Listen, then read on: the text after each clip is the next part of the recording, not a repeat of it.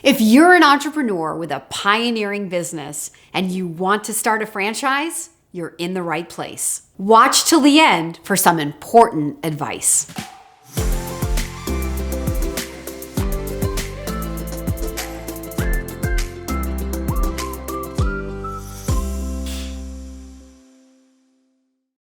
So you think you want to franchise your business? Okay. I'm not a consultant who can help turn your business into a franchise, but as a franchise consultant who's worked with hundreds of franchisors over the years and a lot of pioneering emerging brands, and I've helped people go through the process of exploring those brands, I know what people will invest in and what people won't invest in. So the purpose of this video for those entrepreneurs out there who are thinking about franchising their business, please watch this video first. The first and most important thing I'm going to tell you is nobody wants to be a guinea pig. If they're investing in your franchise, then they expect you to have a track record of success, which means you need revenue generated from multiple locations and probably, ideally, in multiple markets. According to the Federal Trade Commission rule, your stores need to be open for a minimum of 2 years in order to participate in an earnings claim. Therefore, it takes time to establish your brand as a brand in multiple markets with history and track record that you can not just share with people that's genuine, and you can say, this is what we learned as we opened up this store and this store and this store, and we went from this market to this market, but you also have that earnings claim that you can make in your franchise disclosure document. Look, most investors know the statistic that 90% of startup businesses fail before their 5th anniversary.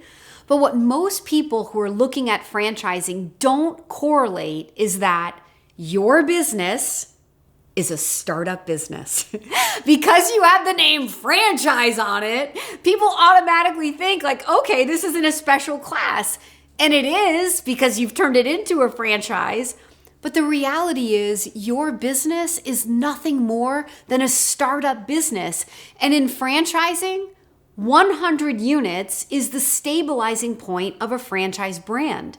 So what does that mean? It means you are constantly striving to improve your business and that you need proper capitalization to build your brand to the first 100 units. If your plan is to use franchise fees, or worse yet, royalties from your very young pioneering franchisees in order to fund the growth of your business, that is not a great financial plan. That is not going to work. It takes a lot of money to properly build the infrastructure to support the growth of your franchise as you're adding franchisees.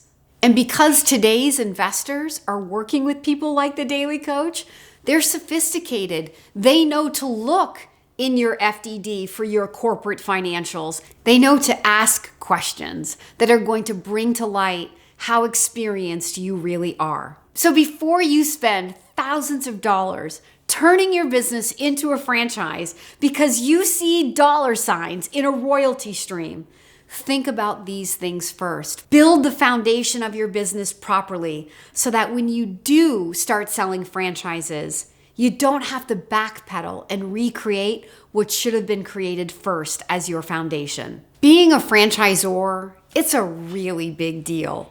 People are going to be investing their life savings in your dream.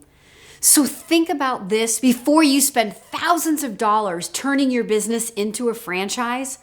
Find people that have a demonstrated track record of success. Companies like Franchise Fastlane, or the Repum Group, or Brand One.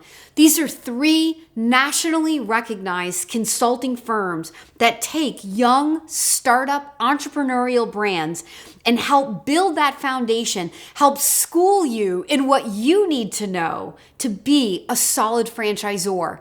Go to these companies first and get educated. before you spend thousands of dollars becoming a franchisor, so that when you do become a franchisor, your brand gets to go on to become the next big American brand, the brand that helps you achieve your dreams as well as all of your franchisees.